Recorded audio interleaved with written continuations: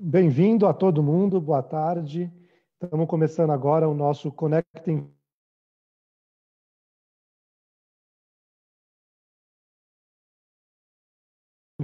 E a gente vai, ter a honra aí de receber para esse papo a professora Kátia Smolli e o professor Felipe Nóbrega, que vão acompanhar com a gente aí na próxima hora a nossa conversa. Eu sou Lucas Rocha, trabalho aqui na Fundação Lehman. É um privilégio poder conduzir aqui essa conversa e espero estar à altura aí dos nossos convidados para garantir um tema super interessante para a gente. A gente está ao vivo aí no Facebook, então as pessoas podem ficar à vontade para fazer comentários, enviar perguntas. O nosso time está monitorando os comentários e vai repassando aqui para a gente as perguntas para a gente também trazer para os nossos convidados. Tá bom? Bom, eu queria começar aí com as apresentações. Acho que seria muito legal, o pessoal, provavelmente já conhece, mas tem um pouquinho mais de informação sobre os nossos convidados. Vou pedir para a Kátia se apresentar e em seguida o Felipe também. Bom, então, boa tarde, Lucas, Felipe, prazer estar aqui para essa conversa tão interessante. Eu sou a Kátia Smolli, sou diretora do Instituto Reúna e uma das fundadoras do Instituto Matema. Então, vamos lá conversar a respeito da aprendizagem, né? Obrigada pelo convite, Felipe. Olá, gente. Boa tarde a todos e a todas. Meu nome é Felipe Nóbrega. Eu sou diretor da Escola Municipal Valmir de Freitas Monteiro. Eu queria agradecer à Fundação Lehman pelo convite para poder partilhar aqui ao lado da Kátia, que é um monstro da educação do Brasil, né? Então todo mundo conhece. E hoje eu sou coordenador do Aprendizap, que é uma plataforma bem bacana que está levando aí material de qualidade, curado pelos professores aí para alunos do 6º ao 9º ano. Eu vou compartilhar um pouquinho da minha história aqui e do Valmir de Freitas, o que a gente está fazendo de legal nesse momento. Legal. É bom dizer que existem monstros bons, né, Felipe? Que não é só monstro não é só mal, né? Que tem monstro bom também. Legal, gente.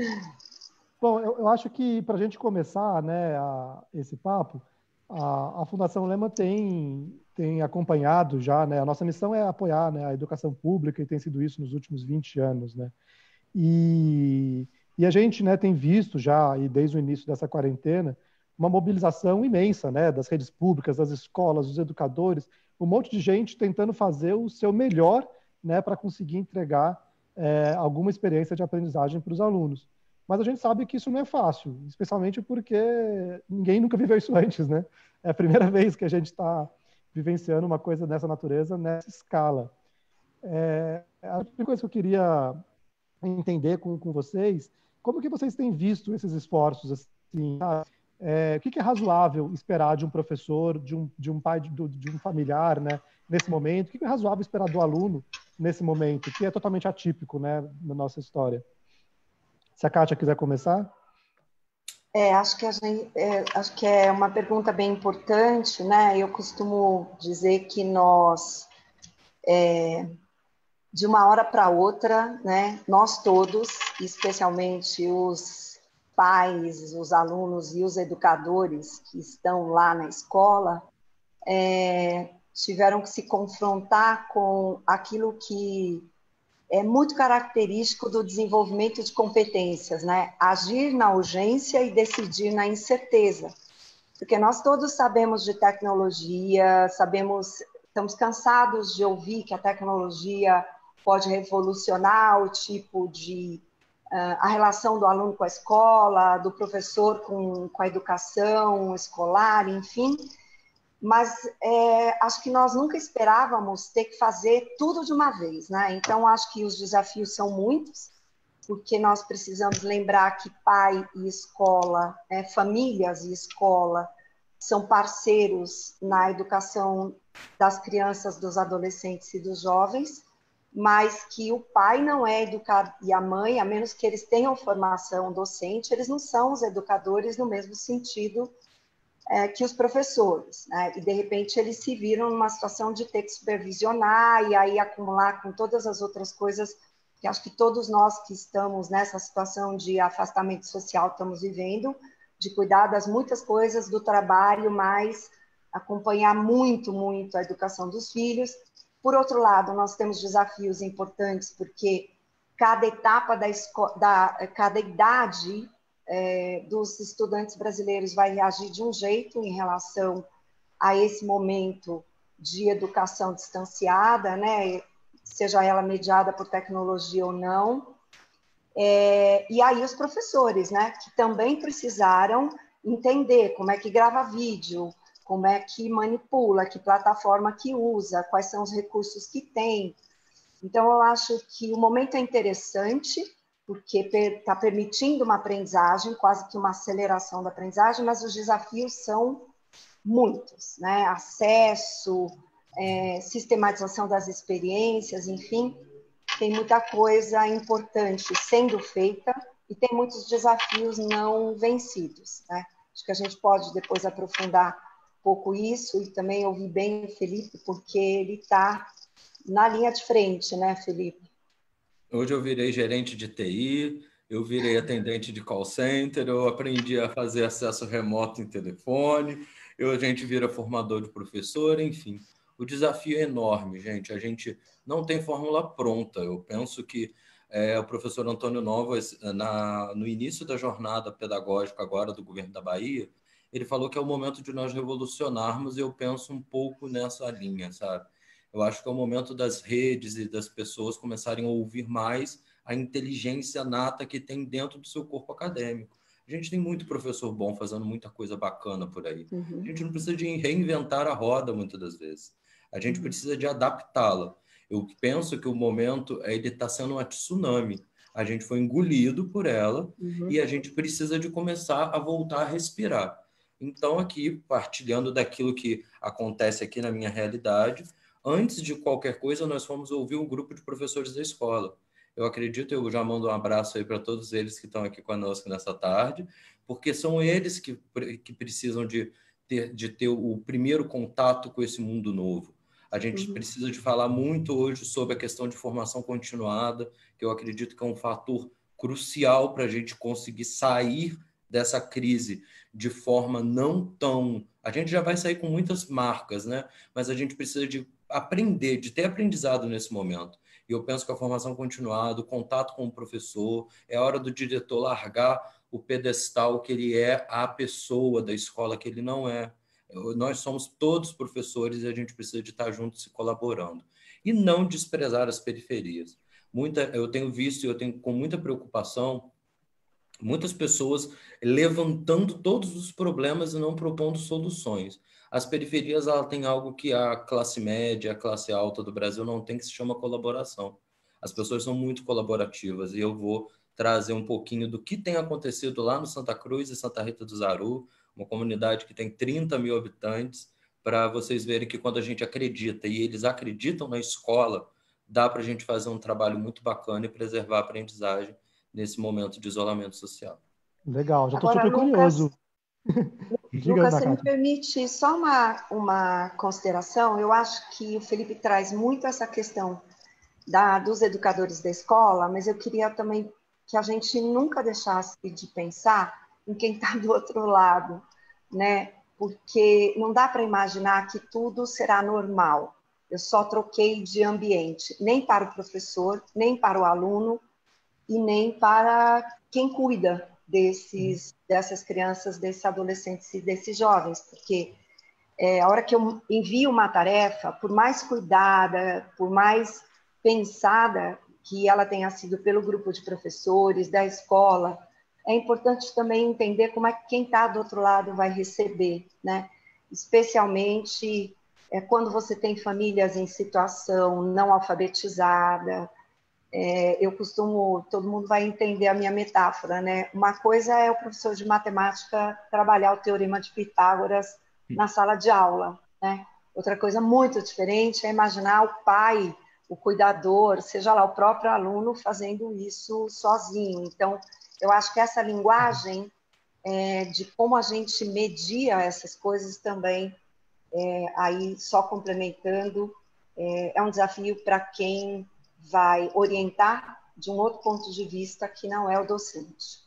Eu acho Concordo. super importante essa mensagem de acolhimento, né? Porque, como o professor Felipe falou, é um momento único e não tem solução pronta, né? Acho que a gente está, todo mundo dando o seu melhor e tentando colaborar para encontrar uma solução. E aí, eu já vou fazer referência aqui a duas perguntas da Jéssica e do Riso Pessoa, que estão trazendo o aspecto da tecnologia e de quão heterogêneo que é o acesso à tecnologia, né, na sociedade brasileira. E a gente tem visto, né, soluções muito complementares. Então, tem gente usando tecnologia, mas também tem gente usando televisão, tem gente enviando material físico para casa dos alunos, e para quem talvez nada disso está chegando, ainda tem o Volta às Aulas, né, que pode receber uma atenção especial.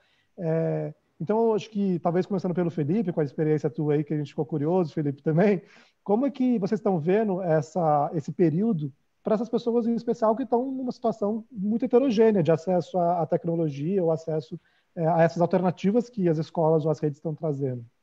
Bom, o Lucas, a gente, lá, há um mês atrás, aqui na nossa cidade, que tornou-se conhecida como a cidade, para onde quem não tem leito de hospital no Rio está vindo, Volta Redonda, a gente, há um mês, a gente já está, hoje é dia 29, a gente já está há um mês e 15 dias em isolamento social. Então, no primeiro momento, eu provoquei o grupo de professores a gente pensar o que nós faríamos, porque a gente antecipou o recesso, e aí será que ia ser só esse tempo? Nós formamos um QG de crise, que a gente chamou, onde que a gente colocou as nossas inteligências ali para pensar o que nós faríamos. E aí os professores levantaram a questão, e os nossos alunos que não têm tecnologia? Como que nós faríamos? Primeira coisa era a gente mapear quem tem tecnologia e quem não tem. Nós disparamos um formulário para que as famílias preenchessem apontando o que tinha e o que não tinha. E a gente conseguiu chegar a um número expressivo. Eu sou diretor de uma escola com 550 alunos e nós temos hoje conectados quase 520. Então, eu tenho 20 alunos que estão nesse limbo tecnológico, que eles não têm acesso. Então, vamos pensar o que nós faremos com eles? Nós já utilizamos da estratégia de pensar materiais impressos para que nós entregássemos para essas famílias. Aí nós pensamos, como que nós vamos entregar material impresso para eles se a gente está vivendo um momento de distanciamento social, né? Então, a gente foi lá conversar com o nosso conselho comunitário e é algo muito importante nós darmos... A gente tem um conselho comunitário forte na escola, atuante, e nós fomos pedir ajuda para eles sobre quais seriam os pontos e os serviços essenciais que estariam abertos no bairro. A gente sabia que supermercado, farmácia, coisas do tipo, estariam funcionando, e através desse contato com o conselho comunitário, algumas famílias já se predispuseram a receber esse material e fazer a entrega para a gente. Então, eles iriam até esse ponto, nós comunicaríamos para essas famílias onde que eles poderiam ter acesso a esse material, e aí, uma vez por semana, no momento que eles vierem a sair de casa, eles vão até esse local, recolhem o material, e a gente faz essa jornada de troca, a princípio, com esse material. Hoje, a nossa prefeitura ela comprou uma plataforma, e a gente está aguardando ainda, a gente já teve, na verdade, as diretrizes que vão seguir em linha e nós, escola, também vamos estar fazendo plantões para poder dar uma centralizada e uma organizada também para as famílias, de como eles fazerem esse acesso a esse material impresso e tudo mais. Só que a professora Kátia falou algo que é muito importante. A gente precisa o professor ele precisa de, nesse momento, aprender a fazer um discurso simples, onde que esse material impresso consiga atingir o aluno. Não adianta a gente querer derrubar o teorema de Pitágoras, como a professora trouxe, se ele não for algo execuível para esses alunos. A gente está passando por um momento onde que a gente tenta preservar os currículos, só que a gente precisa de fazer uma essencialização dele. A gente precisa de pensar quais são os objetos do conhecimento que a gente pode trabalhar nesse momento de forma autônoma para os meninos, com o apoio da tecnologia ou não, para que a gente não crie uma confusão enorme que não gere aprendizagem. Muito legal. Ô, Kátia, eu vou pedir para você comentar essa parte do currículo, da parte essencial aí, porque eu sei que isso tem tudo a ver com o teu trabalho. Eu só queria emendar mais uma pergunta nessa fala, que é pensar que o trabalho, nesse momento, ele não se resume a esse momento, né? Ontem foi o Dia da Educação, a gente participou junto com outras organizações daquele movimento, né? Nenhum para trás. E eu acho que essa ideia é muito forte, né? De não deixar nenhuma criança para trás mesmo. E o como que o momento presente se conecta também com o momento de volta às aulas, né? Quando a gente pensa nessa ideia de currículo, de defasagem, de não deixar ninguém para trás. Eu acho que o Felipe tocou em alguns pontos importantes. Eu acho que planejamento é uma palavra-chave. Então, é importante que as redes, as escolas, enfim, elas tenham esse protagonismo, né, essa iniciativa de ações coordenadas, porque você tem tanto as ações para agora, quanto as ações para um futuro que a gente não sabe quão próximo vai ser, mas que tem a clareza de que nós não estaremos voltando de férias. Nós não, por mais que ninguém goste, né, e mesmo os professores, quando tomam uma medida que é extremada para nós também, que somos professores, mas um período de paralisação de aulas por alguma reivindicação e tal, você para o período e quando você volta, você tem que pensar na reposição e tal, mas você pensa no aluno, você pensa na escola, você pensa no seu trabalho para redução de danos. Os danos aqui, nesse momento que nós estamos, Lucas, eles não serão apenas da aprendizagem, né? Nós temos a questão emocional, nós temos a questão da tensão, nós temos a questão das perdas, porque elas acontecerão, não adianta fingir que não haverá, porque haverá na família, haverá na própria escola, enfim. Então, a mudança, a volta, ela exige uma série de planejamentos e de cuidados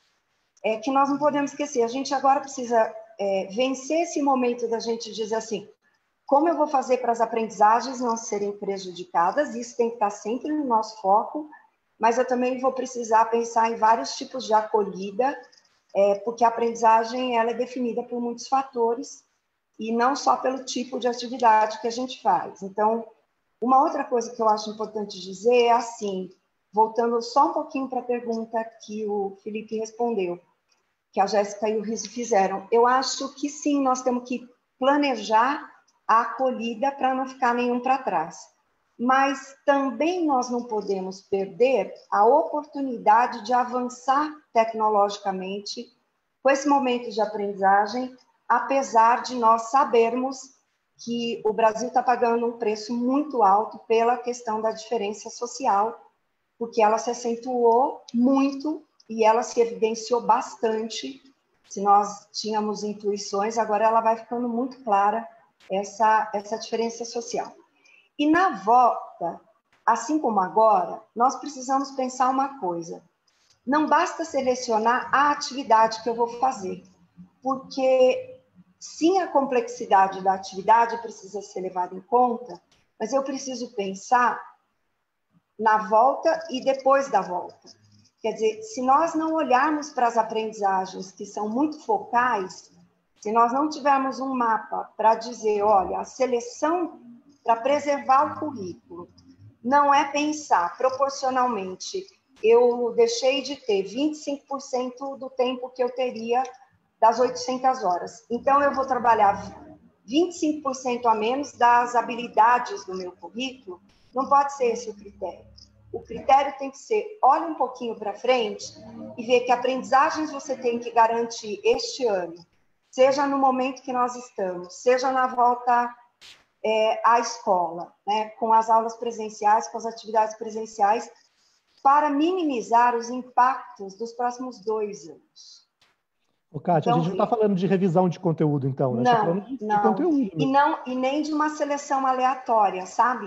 Uhum. Eu preciso olhar agora e dizer assim, deixa eu olhar este 6º ano, ou este 3º ano, ou este 5º ano, e olhar pelo menos para os próximos 2 anos, porque a seleção que eu vou fazer aqui, ela pode impactar demais. Então, às vezes eu vou dizer, olha, eu vou tirar 25%, os 25% final das habilidades que estão previstas no meu currículo, não vou fazer.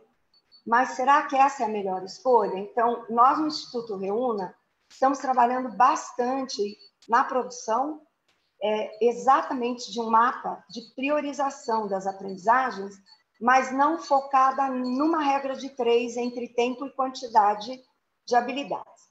E se eu pensar num sistema coerente, aquele que de fato tem a aprendizagem no centro, eu preciso escolher as atividades, ainda que seja do WhatsApp lá do Felipe, para a rede de TV, para a plataforma X que nós vamos fazer, enfim, para as próximas atividades.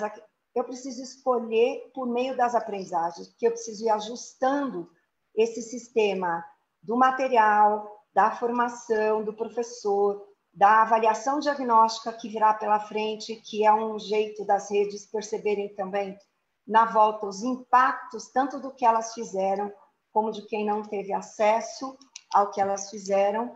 Nós precisamos ter no foco essas aprendizagens muito essenciais.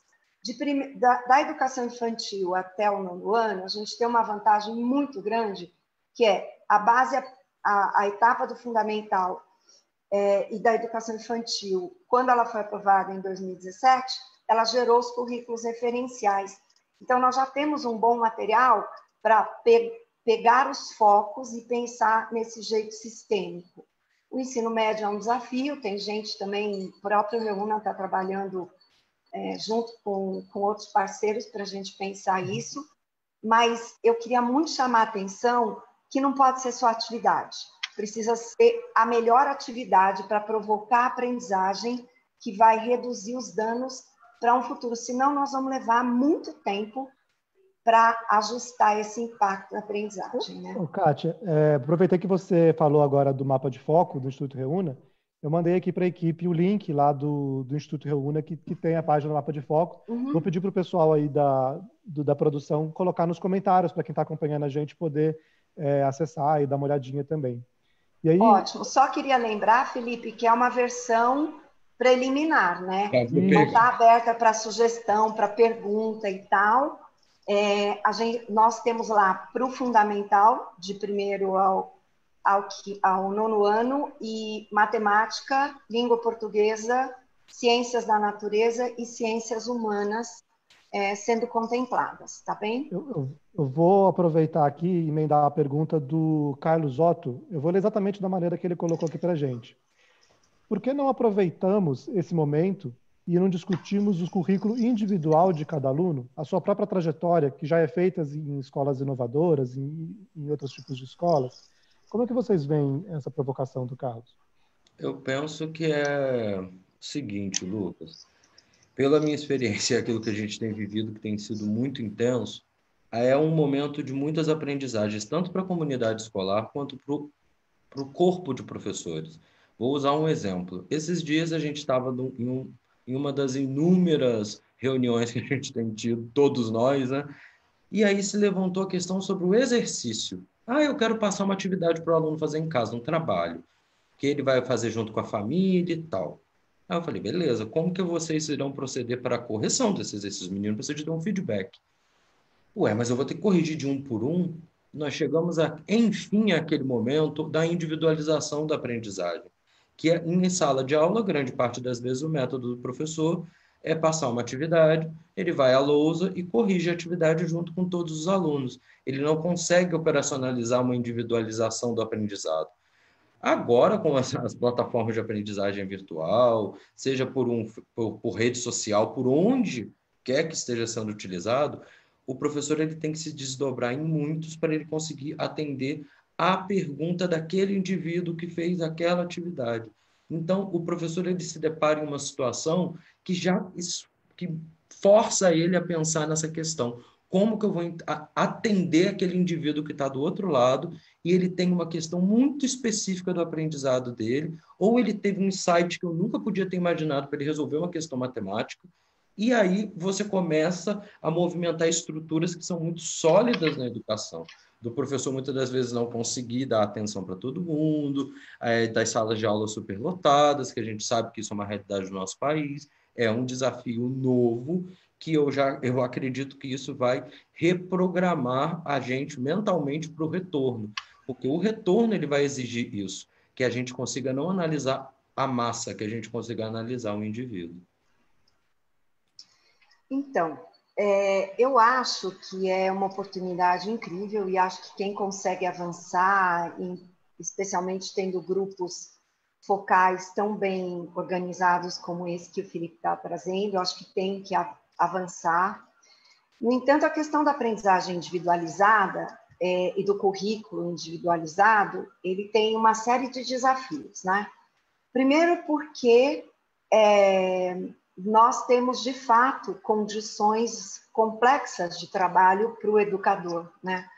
Eu tive recentemente vivenciando uma experiência muito de perto com educação em outro país, e é muito interessante, porque quando você fala que às vezes um professor, especialmente dos anos finais e do médio no Brasil, às vezes ele precisa dar aula em 3 escolas diferentes e elas nem são na mesma cidade, as pessoas não entendem muito como isso funciona. Então, você vai desde essa condição até as coisas que são muito novas, então acho que dá para avançar, mas se nós já conseguirmos entender o papel da tecnologia, como é que ela pode apoiar nisso, já vai ser muito bom. O número de alunos também importa, porque se eu sou um professor de filosofia e eu tenho, sei lá, 10 turmas diferentes, com 40 alunos em cada um, gente, vamos combinar que temos um problema aí para falar de individualização. Então, eu sou super a favor, mas eu queria trazer esses pontos, né? O primeiro é a condição do próprio professor, o momento que nós estamos, que tem uma complexidade enorme. Eu tenho sempre falado para as pessoas que nós precisamos respeitar também e não colocar uma sobrecarga maior do que ela já está. Nós vamos pensar que as pessoas que estão dos 2 lados desse processo são pessoas que estão tendo que trabalhar, cuidar de filho, cuidar da casa, cuidar do pai que não pode sair, fazer compra para apoiar o vizinho. Quer dizer, nós não estamos assim, saímos da escola e fomos para casa e vamos só nos dedicar aos momentos que a gente devia estar na escola. Então, sim, é possível aproveitar as possibilidades e o momento, mas sim é preciso cuidar para não sobrecarregar demais, é preciso ir fazendo umas aproximações sucessivas, não é? Porque entre o ideal e o real, vamos aproximando, dando um passo além. Eu já acho que vai ser muito significativo o que nós estamos fazendo agora, em termos de inovação. Depois nós temos uma outra coisa importante para fazer, que é entender as condições nas quais a aprendizagem individualizada acontece, porque ela envolve avaliação, ela envolve planejamento, ela envolve um tempo para pensar. Nós temos recursos muito interessantes. Então, se você pensar em plataformas adaptativas, quem está usando algum tipo de recurso, como o Khan Academy, por exemplo, tem um super aliado aí para ir mapeando o progresso, porque também tem um outro lado. A aprendizagem individual, ela está muito relacionada com o aluno protagonista, com o aluno acostumado ou sendo formado para ir assumindo as suas tarefas, os seus tempos. A escola ainda não é assim, né, gente? Vamos combinar? Você fica na fila para entrar na aula, você fica na fila para sair da aula, é o professor que diz para você, pode sair, agora é a hora do lanche, ou é o sinal. Quer dizer, você tem toda uma estrutura que você não vira de uma hora para outra. Então, passos seguros, com planejamentos do que é possível, e sim, avançar para coisas mais sofisticadas para aproveitar esse momento, né? Uhum. As pessoas dizem que se não vai pelo amor, vai pela dor. Então, a dor está nos fazendo avançar. Né? Então, Posso completar a fala da Kátia? Eu acho muito isso. Eu só queria te pedir para, na hora de completar, lembrar de talvez falar do aprendizado, que eu acho que está muito legado essa ideia do aprendizado individualizado. Com certeza. E eu completando essa fala da Kátia, eu tenho falado isso para os professores de uma seguinte forma: é arroz com feijão, gente. Não adianta você querer fazer um prato muito sofisticado agora, com várias misturas, sendo que a pessoa não tem o paladar acostumado. Então, calma. A mensagem que eu tenho passado para os professores sempre: não adianta você querer fazer o demais, sendo que você ainda não sabe o mínimo. Então, não adianta a gente querer revolucionar a prática pedagógica do professor agora. Se eu nunca formei professor, como que eu vou querer que ele consiga executar métodos pedagógicos sofisticados de de tutoria, dele ter um pequeno grupo de alunos que está desenvolvendo projetos de trabalho. Isso é muito complicado. O professor ele precisa de ter uma caminhada, o aluno ele precisa de compreender que aquilo ali ele está gerando aprendizado, porque o adolescente ele vira e pergunta, eu não tenho que copiar no caderno? É isso que eles estão fazendo. E eu já vou pegar o gancho do aprendizado para isso. A gente tem utilizado o aprendizado lá na escola desde o primeiro momento, quando ele foi lançado, e o que tem acontecido? Eles começaram a receber os conteúdos, para quem ainda não conhece, o Aprendizap é uma plataforma baseada no WhatsApp, onde que temos professores de 7 áreas do conhecimento, que estão produzindo materiais para auxiliar esses meninos e meninas aí pelo Brasil a estarem ainda ativos, estudando e tendo uma rotina mínima através do WhatsApp, que é uma plataforma que em muitas operadoras de telefonia não é cobrado. Então, o aprendizado ele é uma boa estratégia da gente conseguir atingir, porque quando o menino manda um oi lá para o númerozinho, o bot responde ele e não é descontado do pacote de dados, que é um problema, é outra parte que nós esbarramos dentro das realidades da escola. E aí, logo nos grupos nossos da escola, a primeira pergunta foi: eu tenho que copiar? Para quem que vai mandar para corrigir? Como que eu vou saber? Então, os alunos eles não são adaptados. A gente precisa de...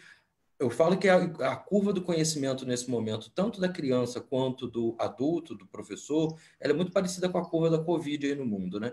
Tem aquele aumento, aquela tensão inicial, até a gente chegar na curva de estabilidade, é um processo muito demorado. Não é algo simples. A gente já tem uma jornada mínima de 1 mês e 20 dias aí, 1 mês e 15 dias que a gente está trabalhando com eles, e não é fácil. A gente precisa de ter muita atenção, muita dedicação pessoal. Quem acha que o home office, eu acho que isso vai quebrar a lógica do home office muito afora, porque a gente está trabalhando 3 vezes mais. Eu tenho um grupo de WhatsApp para 550 alunos. Eu sou o único que tem acesso àquele grupo, então eu me desdobro em 1000 para poder responder aquelas pessoas e elas se sentirem acolhidas. A gente precisa de usar da escutativa nesse momento. Eles não vão conseguir sozinhos aprender coisas que eles nunca viram. Então, eu estou ali, eu me desdobro em 1000, durmo 3, 4, 5 da manhã, mas cada um ali, cada indivíduo está tendo sua resposta, para eles não sofrerem nesse momento. Eu acho que a angústia é o principal. Deixa eu trazer mais uma complexidade, então, para facilitar a vida de vocês. Tem algumas perguntas aqui. É bom que as perguntas... O papel de moderador é gostoso, porque eu não preciso responder as perguntas. Eu só vou... que fácil, né, Lucas? É muito bom isso. Olha, Lucas, vamos combinar assim. As fáceis você faz para mim, as difíceis para o Felipe. Tá bom. Vamos fazer assim. Tem bastante gente aqui interessado em saber como que tudo isso que a gente está falando se aplica também para o ensino infantil. Né? Acho que tem uma dificuldade aí de que a gente não está falando direto com o aluno no ensino infantil, né? A gente está falando para o meio da família. Então, como que vocês também estão vendo esses aspectos que a gente está trazendo no ensino infantil? Então, o ensino infantil, ele tem vantagens e desvantagens, né? Sem dúvida, uma desvantagem é que você, no ensino infantil, e eu nem diria só no ensino infantil, né? Eu diria muito também ali no primeiro ano, né? Quando as crianças estão se alfabetizando, porque vai muito a orientação para a família. E aí, Lucas, eu vou aproveitar para usar um exemplo. Eu acompanho muitos gestores, especialmente os municipais, eu tenho acompanhado nas redes sociais, porque eu quero aprender, porque eu quero ver como é que eles estão desenvolvendo isso. E aí, uma determinada gestora, uma determinada secretária aqui de São Paulo, ela montou com a equipe dela atividades muito interessantes para poder acolher o desenvolvimento, inclusive dos bebês. Então, eles têm feito roteiros muito curtinhos, muito focados, mas que orientam. Você pegar um momento do seu dia e ler, e fazer uma brincadeira. E aí eu vi uma coisa linda, que é eles trabalhando com o bebê, no vídeo, aquele bebê devia ter, no máximo, uns 9 meses, ele não tinha 1 ano ainda. A idade do meu filho.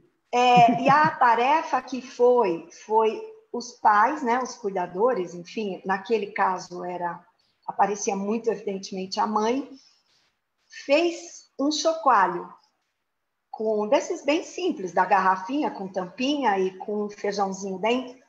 E aí a orientação era o que fazer, e ela filmou o bebê com aquilo, e ela fazendo as propostas que tinham vindo das educadoras. Eu fiquei muito impressionada com aquilo, porque primeiro aquele bebê estava numa felicidade, e aí ela dizia assim, vamos lá, e olha o barulho, escuta o barulho. E foi engraçado, porque conforme ela foi interagindo, a criança ia mudando, ela punha mais perto da orelha, ela batia mais forte, ela teve um momento dela de descoberta.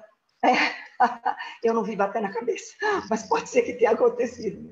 E aí, assim, eu tenho visto as crianças que vão, a professora sugere, né, o educador sugere que às vezes veja uma contadora de histórias no YouTube, porque tem várias, às vezes aí conversa com a criança. Então, se por um lado nós não temos essa pressão, não vamos entender mal, mas a partir do primeiro ano, a Base Nacional Comum Curricular e os currículos que estão vindo aí, eles colocam muito fortemente, e não é uma crítica, eu acho que tem que ser assim mesmo, as aprendizagens que são esperadas para aquele ano. No caso da educação infantil, o desenvolvimento da criança é muito mais rápido, ela muda de um mês para o outro, ela muda de um dia para o outro, você é pai, você sabe disso. E, além disso, é por ciclo, né? É por fase. Então, os objetivos de desenvolvimento e aprendizagem, nos campos de experiência e tal, eles têm um tempo maior. Então, vai ser possível fazer os ajustes sem essa pressão tão grande das habilidades, mas pensando assim, olha, ficamos 6 meses agora, mas ele ainda tem mais esse período inteiro, até 4 anos e 11 meses, para a gente fazer isso. E depois ainda tem até os 5 anos e 11 meses, enfim, aí pelas faixas. Mas, sim, é possível fazer coisas, né? Então, o professor, para as crianças maiores, pode gravar um pequeno vídeo para conversar com elas, para fazer uma pequena interação. As alternativas, elas são menos de vamos ocupar as 4 horas, 5 horas de aula. Aliás, eu acho que isso não devia ser para ninguém, mas isso é uma outra conversa. Mas há períodos que a gente vai fazer, desde orientação para converse com seu filho, brinque com ele, faça cosquinha na barriga, quer dizer, coisas que são muito focadas no desenvolvimento, na interação social. E aí, as professoras, os educadores dessa fase podem planejar esses momentos em que as famílias atuam, os cuidadores atuam, porque são as coisas que são possíveis, né? Porque nada vai substituir brincar com a outra criança, fazer coisas que estão juntas. Nós vamos ter que nos conformar que o ideal nesse momento é aquilo que nós vamos organizando com as ferramentas que a gente tem. Ô, Kátia, eu preciso de completar que eu acho que é muito importante isso que você está falando, mesmo eu não tendo propriedade da educação infantil, é um desenvolvimento que eu, como diretor, há muito tempo a gente escuta os professores do país inteiro falando sobre o distanciamento das nucleações familiares com a escola. Isso, A gente está tendo a oportunidade agora de se comunicar de forma clara, apresentando uma estratégia. Eu nunca pensei na minha vida que eu teria que fazer uma live no Facebook. Eu estou fazendo uma live no Facebook hoje aqui, mas eu estou fazendo com as minhas famílias também. Então, todo domingo, 3 horas da tarde, é o momento que a gente conversa sobre assuntos diversos. Desde como que está a rotina de estudos, como que eles estão. Esse momento síncrono ele é importante. Ele não é fundamental quando a gente está falando de aula. Mas é importante a família poder interagir com as direções de escola, com aquele referencial, porque a escola é referência. E agora as pessoas estão podendo ter clareza nisso. A gente, muitas das vezes, educador lá na ponta, a gente acha que a família não me dá valor, a família não dá valor para a escola, dá sim. E ela sempre deu, mas ela nunca talvez teve o espaço necessário e disponível para ela poder expressar essa gratidão. A gratidão que eu tenho recebido em todas as nossas lives de domingo às 3 da tarde tem sido um negócio tão bacana, porque naquele momento ali a gente escuta a voz do aluno falando com a gente por uma mensagem, a gente vê a indagação da família que está ali passando por uma situação complicada. Então, esse momento, eu acredito que desde a educação infantil, valorizar essas nucleações familiares, a gente conversar com eles de forma clara, ajuda a diminuir a ansiedade e possibilita a gente proporcionar outras estratégias e tudo mais. Legal. Gente, quando o papo é bom, o tempo vai voando, né? Já for aí um bom tempo, eu vou mover para a gente, para ir para aquele terceiro bloco, da gente pensar também o futuro. Mas eu queria aproveitar para fazer também uma dica prática aí, né? A gente falou do mapa de foco do Reúna, falou do aprendizado. Acho que pensando aí nos pequenininhos, o pessoal da aprendizagem criativa lançou um site chamado Aprendizagem Criativa em Casa, né? Tem várias sugestões de atividades nesse espírito do que a professora Kátia e o professor Felipe estavam comentando, para pais fazerem ali com as crianças de 3 anos, de 5 anos.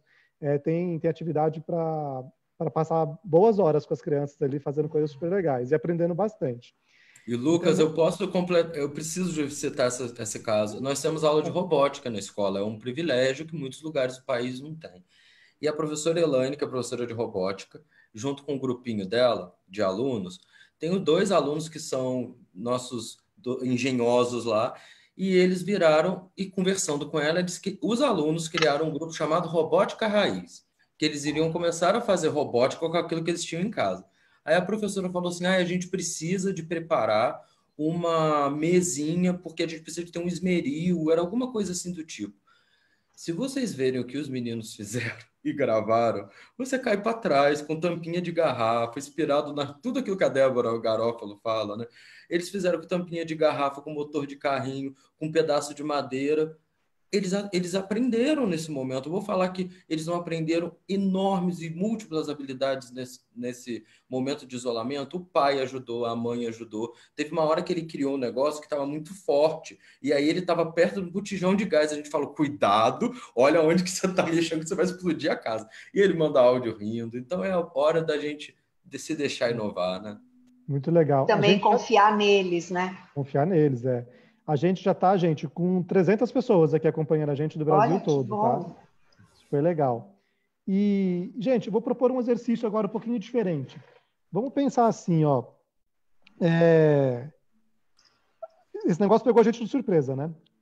A gente começou lá na China, quando chegou no Brasil, a gente foi indo, quando viu, chegou na escola e interrompeu as escolas e tal. Se a gente dessa vez tentar se planejar, né? Então, vamos pensar que daqui a um ano, daqui a um ano e meio, né? Ou 6 meses, né? O tempo que for fácil para a gente pensar. Quais são as certezas que a gente tem? O que são as coisas que a gente não vai conseguir fugir? Né? Eu vou dar alguns exemplos. Evasão. Evasão vai ser um problema, né? A gente sabe que em períodos longos de ausência da escola, a gente tem altos índices de evasão. A questão econômica, né? Tem muita gente, infelizmente, perdendo emprego. As matrículas nas escolas públicas estão subindo nesse período, porque tem pais tirando alunos das escolas privadas para ir para as redes públicas. Né? A arrecadação econômica dos estados tem diminuindo, o que, consequentemente, afeta recursos, né, para a educação. Quando a gente pensa, isso só para falar do ponto de vista macroeconômico, né? Se a gente pensar na realidade da escola também, acredito que tenha várias certezas. Eu queria fazer 2 perguntas, já emendar para vocês poderem elaborar. Quais são as certezas que vocês têm para daqui a 6 meses, 1 ano? E o 2 o que a gente já pode fazer hoje para não ser pego de surpresa por essas certezas? Quem começa? Vai lá, Kátia. Primeira certeza que eu tenho é a importância do Fundeb, Felipe e Lucas. Eu ia falar Acho que eu sempre tive muito claro a importância desse fundo para a educação pública no Brasil. E agora isso ganhou contornos muito, muito importantes. Então, eu queria dizer que eu defendo muito que isso seja cuidado, que isso seja aprovado, que os nossos deputados que estão na frente parlamentar cuidando disso, não percam isso de vista, não arrefeçam essa discussão, porque tudo isso que você falou, de aumento de matrícula, e tudo que vai impactar, né, redução de arrecadação e tal, tudo isso vai precisar muito que a gente tenha os sistemas públicos conseguindo fazer a gestão dos processos para que, a partir do Fundeb. Então, tem rede que, se não tiver o Fundeb, quer dizer, tem consequências em todos os aspectos, né? E a gente não precisa listar isso aqui, porque não precisa ainda criar mais fantasmas aí para a gente pensar. Mas o Fundeb é uma coisa. Outra coisa que eu acho muito importante, que pessoas da Secretaria de Educação, professores, dirigentes, equipes gestoras, como o próprio Felipe, sistematizem coisas. O que é que deu certo? O que é que eu podia ter feito? Então, como é que eu planejo? Na próxima vez, no lugar de sair fazendo, talvez seja mesmo melhor fazer uma interrupção, antecipar, depois fazer uma semana. Enquanto isso, a equipe da secretaria está planejando alguma coisa, então eu antecipo o recesso.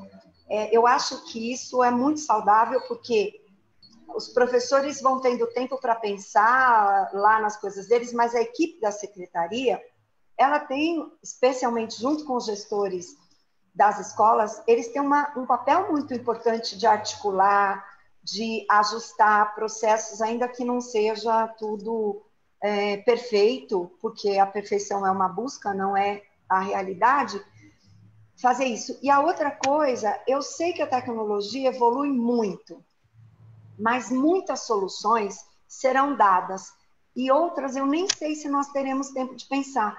O Felipe estava aqui contando como é que foi ajustando com as farmácias, com pontos de entrega. Gente, vocês já pensaram nas regiões amazônicas? Vocês já pensaram nas regiões que tem, sei lá, outro dia a gente estava conversando sobre como é que fazia atividade com as famílias nas comunidades rurais aqui de São Paulo. Você imagina isso em estados muito grandes, com distâncias muito significativas, como Tocantins, como Goiás. Quer dizer, mesmo assim, eu tenho acompanhado gestores e gestoras de cidades e de unidades federativas muito diversas, e tem saído coisas muito boas. Então, e tem coisa que nós não vamos conseguir resolver. Então, eu acho que se nós sistematizarmos, não precisa ser uma coisa exaustiva, mas se a gente fizer lições aprendidas, é aí que eu queria chegar. O que eu aprendi que deu certo? O que eu não faria de novo? E que cuidados eu precisaria ter para não repetir os mesmos problemas? Eu acho que isso avança. E não é um avanço... É engraçado, né? Eu acho que... Não sei se vocês viram, devem ter visto um vídeo do Bill Gates que circulou agora, dizendo que o maior problema que nós teríamos, enquanto estava se investindo muito em armas nucleares e outras coisas, nosso maior risco era uma pandemia, né? E parece uma coisa profética, né? Não era, ele só estava usando dados. Né? E ele fala pandemia respiratória ainda, né? Respiratória, exatamente. E ele mostra, inclusive, esquemas que a gente tem visto muito agora, né? Na apresentação dele. Então, eu acho que nós não estamos livres de ter uma outra situação dessa. Se nós pudermos guardar as memórias das aprendizagens e dos erros que nós cometemos, nós teremos de onde partir, porque agora nós não tínhamos de onde partir. É o que eu falei no começo, fomos decidindo na urgência. Então, Fundeb e lições aprendidas, eu acho que são coisas muito importantes para nós podermos prevenir outras situações difíceis.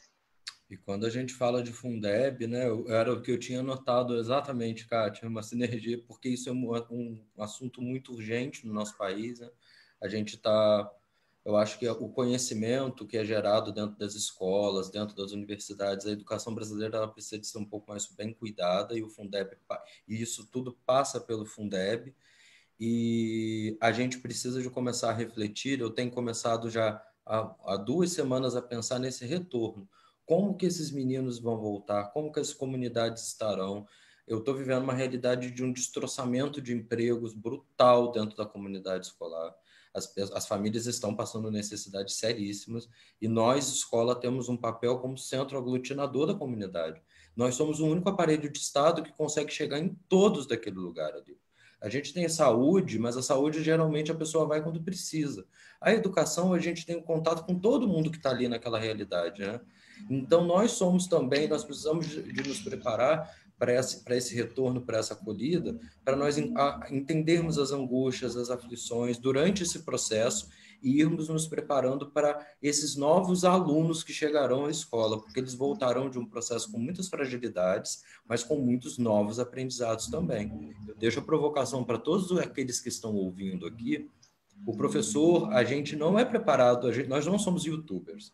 E muitas das vezes nós estamos utilizando de vídeos de YouTubers que têm uma oratória fantástica. E esses meninos, ao longo dos meses, eles vão se acostumar com a tecnologia vai se acomodar na vida deles, e quando eles voltarem para a sala de aula? Qual será o nosso papel? É a hora de nós pensarmos naquilo que há muito tempo o MEC, quando a Kátia estava lá, e outras tantas gestões vinham falando de metodologias ativas de aprendizagem, né? A gente vai precisar de pensar no método. A pedagogia ela vem para o baile agora como aquilo que é o professor. Muitas das vezes o professor especialista ele despreza a pedagogia, ele fala que pedagogia é isso e aquilo, mas eu paro para pensar, o médico ele não opera ninguém se ele não tem um método. O advogado ele tem um método dele, o professor ele precisa de se apropriar, o professor precisa de estudar, por isso que eu venho hoje aqui falando muito da importância das secretarias, preservarem e cuidarem da formação continuada do professor, aliada à base da escola, ao chão da escola, a aprendizagem por pares é algo muito importante, a gente precisa de ter essa sistematização daquilo que deu certo e principalmente utilizar do professor que sabe, que tem, a gente precisa de começar a formar formadores, porque muitas das vezes o professor ele veio ao longo do tempo tendo formações que não são ligadas à realidade dele. Ele vinha para uma formação fantástica onde falava dele usar tecnologia e a escola dele não tinha tecnologia. Aí agora ele se depara num mundo que precisa da tecnologia e ele tipo assim, nossa, mas eu já ouvi falar disso, mas eu não sei. Porque não tinha ligação com o chão dele, não tinha ligação com a realidade dele. Então, eu penso que esses são os alguns dos desafios que nós teremos. A gente precisa de começar a pensar já sobre estratégias para o retorno, seja lá quando ele for. E a gente precisa de cuidar muito bem do professor, porque o professor está ficando doente, tem muito professor sofrendo, chorando, Brasil afora. Algumas atitudes que têm vindo de cima para baixo têm destruído redes de educação públicas e privadas. Ontem, uma amiga, ela que está participando até, inclusive, do aprendizado, ela estava lá destruída porque ela não aguenta mais ficar 5 horas por dia sentada dando uma aula síncrona. Será que isso a gente está gerando aprendizagem? As redes precisam de refletir sobre isso. Então, são esses desafios aí. Eu achei muito legal esse ponto, porque vocês falaram lá no comecinho, né, da questão do protagonismo do aluno, né, dele na escola tá obedecendo ao sinal, tá obedecendo à fila, e em muitos lugares a gente está reproduzindo exatamente a aula como ela era fisicamente Isso. no digital, né, a aula de Isso. português às 7 horas na televisão, não sei o quê. E, tipo, e a grande vantagem da tecnologia é a questão dela ser assíncrona, né, de você também poder ser o ritmo, poder seguir. Eu acho que a gente está diante da maior experiência forçada mundial de aula, de uma sala de aula invertida, né? Naquela em que o aluno tem acesso ali ao conteúdo, ao conhecimento e de forma assíncrona e usa o momento com o professor para poder, ou com a turma, né? Para poder discutir, para poder construir alguma coisa em conjunto e tal. Gente, a gente tem mais 5 minutinhos. Eu queria trazer uma frase aqui que está nos comentários do Face e deixar um convite para vocês também. Então, a Juliana falou assim para a gente, ó, olhando por um viés positivo, conseguimos nos aproximar das tecnologias e estamos nos reinventando. Parabéns a todos os educadores do país que estão juntos pensando numa educação de qualidade. Eu queria tentar, talvez, acabar esses nossos 5 minutinhos com esse tom, assim, né? E pedindo para vocês compartilharem o que vocês viram, né, nessas últimas semanas, nesse mês, que aqueceu o coração, sabe? Aquela experiência que, nossa, que incrível que isso está acontecendo nesse momento, sabe? Se vocês puderem compartilhar aí rapidinho o que foi esse momento para vocês. Eu concordo com a Juliana. Eu estou muito impressionada e estou vendo um protagonismo enorme dos professores, assim, se reinventando, criando. Então, parabéns mesmo. Não podia ser diferente. Não é qualquer pessoa que pode ser professor. Eu sou professora e sou apaixonada, respeito muito o trabalho dos professores, então é incrível. Eu acho que tem uma outra coisa que a gente tem visto, é o movimento social, sabe? Eu acho que tem os estados, os professores, a gente está tirando um pouco essa ideia de que alguém tem que fazer e eu não. De repente, nós temos uma mobilização, então, tem o Felipe pensando lá, tem professores se reunindo, tem professor montando grupo de pais no WhatsApp, então é uma outra relação, aquele grupo, e eu estou falando da escola pública, aquele grupo de WhatsApp que às vezes existe, e aí os pais estão conversando outra coisa, eles agora estão trocando, interagindo, então tem muita coisa difícil, tem muito desafio, mas eu estou muito impressionada com as aprendizagens que nós todos estamos fazendo. E aí, Lucas, eu queria terminar dizendo o seguinte, só as perguntas nos fazem evoluir. As respostas que nós já temos, elas são perguntas que ficaram no passado. A evolução vem porque a gente tem problemas novos, porque nós não temos todas as respostas, nós vamos combinar tudo que nós sabemos com outras tantas coisas que nós vamos aprender para produzir um conhecimento novo, um momento novo, e eu queria destacar que eu vejo isso, né? Então, não é o jogo do contente, mas é sim admirar que nós todos estamos avançando. E se eu pudesse dizer, muito importante o regime de colaboração em todos os sentidos.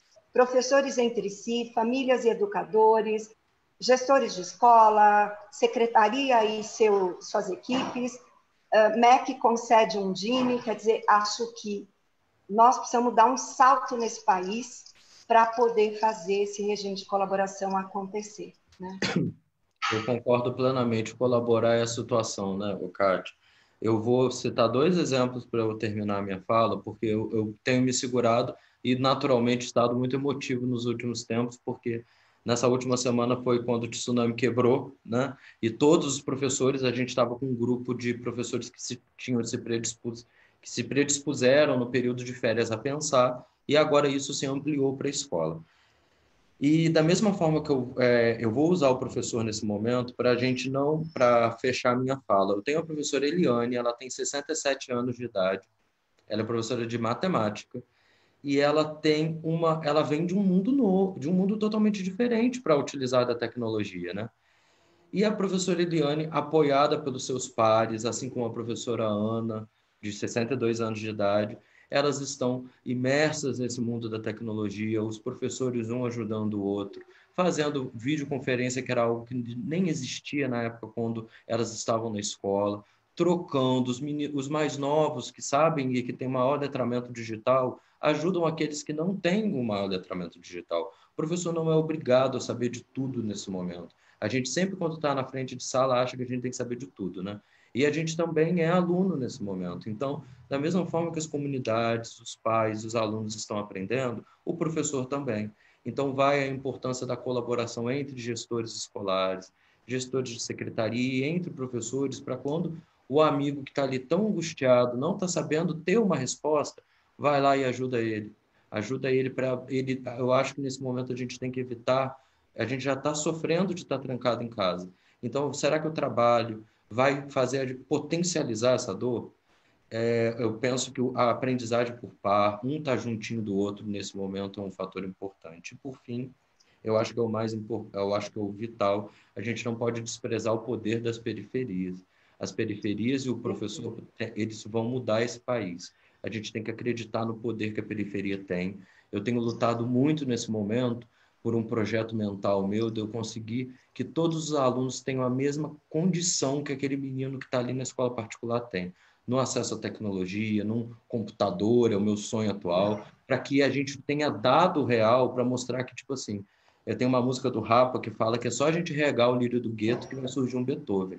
E a gente precisa de mostrar para os poderes que se a gente der a mesma condição, a gente vai estar falando sim de um país que pode mudar. Se eles não tiverem a mesma condição, daqui a pouco a gente vai ter discurso que o menino da escola pública é A, B ou C. E não é verdade, gente. Se a gente dá a mesma coisa para ele, ele vai voar. É isso. Equidade, Nossa, né? super legal. Eu queria participar também desses compartilhamentos. Não, acho que tem uma coisa que eu ouvi esse ano que para mim ficou muito gravada. Assim, eu gostei muito do que vocês trouxeram, né? A questão, a gente aprende com as perguntas, né? A questão aí do valor da periferia e do potencial que a gente tem em cada criança, né? Em cada professor, em cada criança. esse potencial é imenso. Eu ouvi uma frase esse ano que falava: a gente se move na velocidade da confiança. Ou seja, né, se a gente confia, a gente anda. Se a gente não confia, a gente para, a gente fica travado. E eu acho que isso vale em tantos aspectos da nossa vida, né? Quando eu penso na relação a gente falou de individualização do aprendizado ou do aluno ali aprendendo. Se eu confio no potencial daquele aluno que vai conseguir construir a questão da robótica, ou confio no potencial do aluno da periferia ou da escola pública, eu dou condições, né? Eu espero mais, eu dou condições e com isso eu consigo fazer com que as coisas andem. Se eu não confio, eu já de cara corto, né, a possibilidade, já de cara corto o potencial daquela criança, daquele professor. Isso vale em tantos aspectos, né? Vale direto com o aluno, mas vale no diretor com o seu professor, né? Confiar na tua equipe para garantir, né, esse momento, ou garantir a retomada desse momento. Vai na Secretaria de Educação e confiar nas suas escolas de forma descentralizada, conseguir buscar soluções para a sua comunidade escolar. Então, eu acho que a mensagem que fica muito forte para mim também nesse momento é da colaboração, mas da colaboração com confiança, né? De que a gente precisa confiar um no outro, de que nesse momento cada um está fazendo o seu melhor para a gente passar disso juntos e não só sobreviver, mas prosperar, né? Que pode ser um momento para a gente prosperar também. Com certeza. Muito bem, gente. Fiquei com um ótimo gostinho de quero mais. Eu de também. continuar essa conversa. A gente teremos novos Conectas e Informas, então fiquem de olho aí nas redes sociais da Fundação Lehman. A gente quer organizar outros papos tão interessantes como esse. Foi um enorme privilégio estar podendo aí fazer perguntas e conduzir as perguntas aí para o professor Felipe e para a professora Kátia. Vocês querem dar uma mensagenzinha aí de despedida? Não, só agradecer todo mundo que ficou com a gente, agradecer a oportunidade. Felipe, estou muito honrada, que admiro muito o seu trabalho, então foi muito bom estar aqui. A gente compartilha grupos, eu acompanho bastante já o trabalho, então obrigada também. E vamos junto, contem conosco, né? Estamos na luta com todo mundo. Muito obrigado. Acho que eu consegui passar meu nervoso de estar do lado da Kátia hoje. E muito obrigado pela oportunidade. Mandar um abraço lá para a Karina da Nova Escola, que está fazendo aniversário hoje. É mesmo? Hoje é aniversário da Ká. Parabéns, Karina. E muito especial para os professores da minha escola lá do Valmir de Freitas, que estão se desdobrando muito. A minha equipe que está quebrando, arrebentando, Bruna, Kátia, Regina, todo mundo que a gente vai conseguir, vai demorar, mas vai dar certo. É bom você fazer esse agradecimento, Felipe, para elas não puxarem a sua orelha de ter revelado a idade delas depois. Um abraço. Tá bom, gente. Brigadão, viu? Tchau, gente. Boa semana, boa tarde. Tchau. Tchau, tchau.